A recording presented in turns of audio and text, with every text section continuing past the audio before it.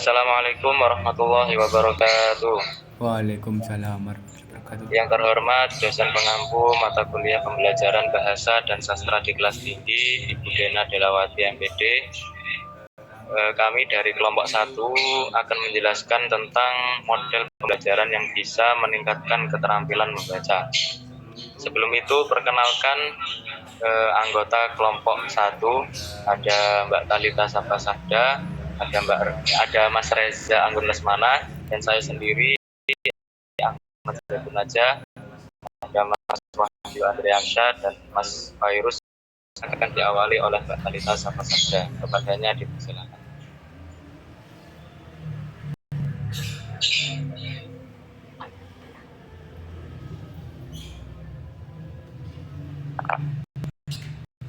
Yang pertama, PJBL atau Project Based Learning. Alasannya karena guru memberikan tugas atau proyek kepada siswa yang berkaitan dengan bacaan. Contohnya, siswa diminta membuat buku cerita berseri, review novel, atau menyampaikan sebuah ide dari artikel yang telah dibaca. Guru juga dapat memberikan beberapa bacaan yang relevan untuk membantu siswa menyelesaikan tugas tersebut. Langkah-langkah. Yang pertama, dimulai dengan memberikan pertanyaan yang mengiring siswa pada konteks pembelajaran berbasis proyek dan memberikan tugas pada siswa untuk melakukan tugas terkontrol. Yang kedua, perencanaan proyek. Siswa dengan bimbingan guru menyusun perencanaan proyek yang akan dikerjakan dan membentuk kelompok. Yang ketiga, penjadwalan tahap kegiatan proyek. Siswa dengan bimbingan guru membuat jadwal kegiatan yang akan dilakukan berdasarkan aktivitas yang akan dilakukan. Yang terakhir, pengawasan proyek berjalan. Siswa mendapat pengawasan dari guru atau kontrol kerja.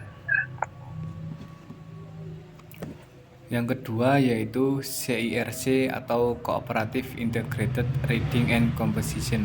Alasannya, fokus utama kegiatan CIRC adalah membuat penggunaan waktu menjadi lebih efektif.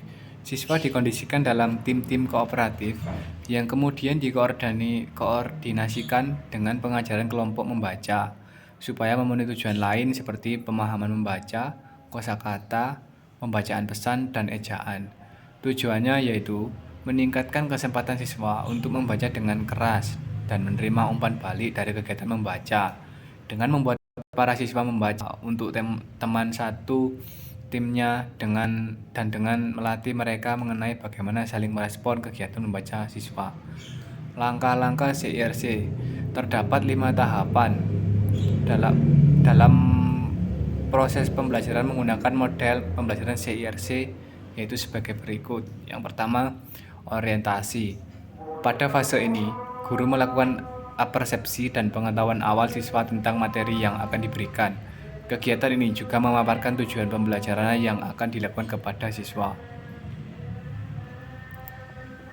Yang kedua ada organisasi. Guru membagi siswa ke dalam beberapa kelompok dengan memperhatikan keheterogenan akademik.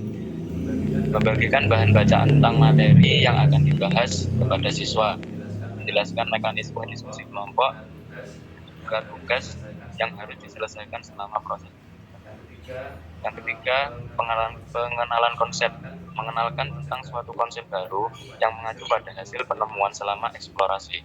Pengenalan ini bisa didapat dari keterangan guru, buku paket, film, clipping, poster, dan juga media lainnya. Yang keempat ada publikasi. Siswa mengkomunikasikan hasil temuan-temuannya, memperagakan tentang materi yang dibahas baik dalam kelompok atau di depan kelas. Yang terakhir ada penguatan dan refleksi. Pada fase ini, guru memberikan penguatan berhubungan dengan materi yang dipelajari melalui penjelasan-penjelasan atau memberikan contoh kehidupan sehari-hari. Langkah selanjutnya, siswa diberi kesempatan untuk merefleksikan dan mengevaluasi hasil pembelajaran.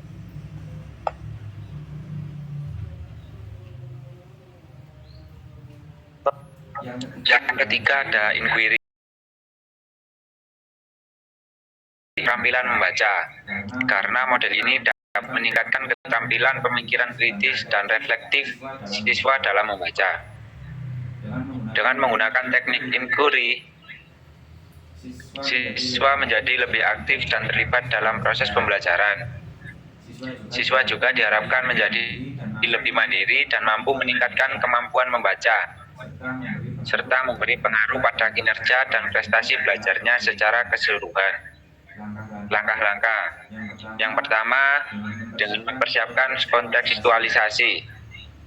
Seperti pada awal proses belajar lainnya, guru perlu membuat kontekstualisasi agar dapat merangkul siswa dalam proses pembelajaran.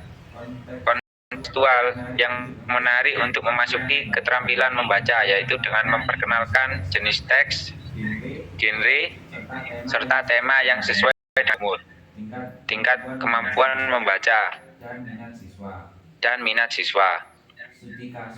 Studi kasus atau topik. Secara kolektif, guru dapat memilih studi kasus atau topik yang menarik dan bersifat palpable. Topik atau masalah tersebut dapat dijadikan sebagai bahan membaca yang membahas seputar fenomena sosial, pramuka, PPKM, keanekaragaman hayati, atau masalah lingkungan lainnya. Pengenalan masalah. Setelah konsep dikenal dan materi membaca disajikan, siswa diberikan kesempatan untuk berdiskusi dalam kelompok tentang apa yang telah mereka ketahui dan memperoleh gagasan baru tentang topik tersebut. Guru akan mengajukan pertanyaan terkait bagaimana siswa menemukan informasi terbaru atau hal-hal yang penting tentang topik pembelajarannya. Dan selanjutnya, hipotesis dan praduga. Guru membuka percakapan tentang hipotesis atau asumsi tentang topik yang dimuat dalam teks. Kegiatan ini dilakukan untuk memperluas pemahaman siswa tentang bahasa dan pemikiran ilmiah, dan untuk membangun tujuan dalam proses pembelajaran membaca. Selanjutnya, memproses teks atau bacaan.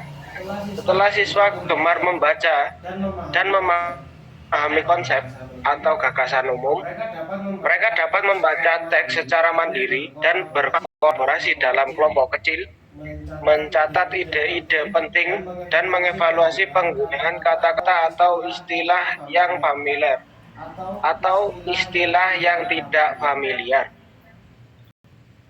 Pertanyaan tentang bacaan.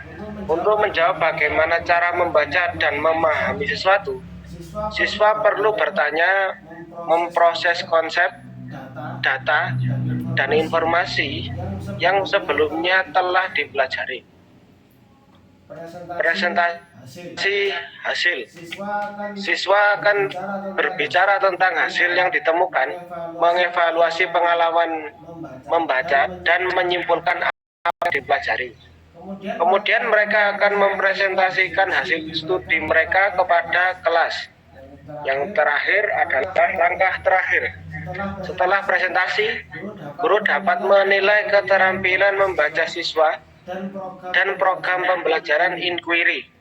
Dalam proses pembelajaran ini, siswa memperoleh pengalaman dalam menumbuhkan keterampilan membaca yang tepat dan membangun metode pembelajaran mandiri lebih baik.